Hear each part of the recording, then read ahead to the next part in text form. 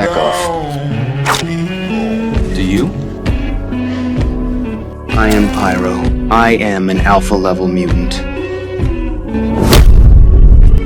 I can control the shape and temperature of flames at will. I cannot create fire out of thin air. I can only manipulate existing flames. That is why I often carry a lighter. This allows me to have a fire source at any time. Because of this, my powers have not reached Omega level, but that does not affect my confidence. I have always considered myself one of the top fighters. That is why I have always looked down on Iceman. When Nightcrawler broke into the White House and almost assassinated the president, the government labeled it a mutant terrorist attack. They quickly mobilized forces to hunt us down. Wolverine was shot in the head and went down instantly. Seeing this, everyone else had no choice but to lie down and surrender. At that moment, I had reached my limit. You know all those dangerous mutants you hear about on the news?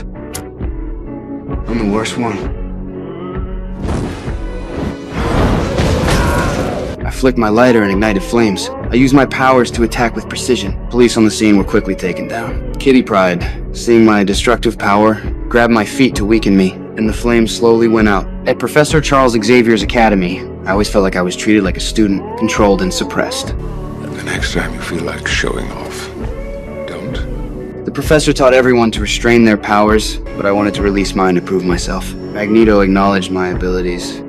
Got a talent you have there, Pyro. I can only manipulate the fire. I can't create it. You are a god among insects. Never let anyone tell you different. In the end, I chose to join his side. Later, in coordination with Magneto, he would throw cars, and I would ignite them, hurl them into the battlefield. The feeling was incredible. Finally, Magneto made me face Iceman. I had been dominating him before, so I was confident I could beat him this time. As the ignition device activated, our duel officially began. At first, I continued to crush Iceman. I started mocking him. You're in over your head, Bobby. Maybe you should go back to school.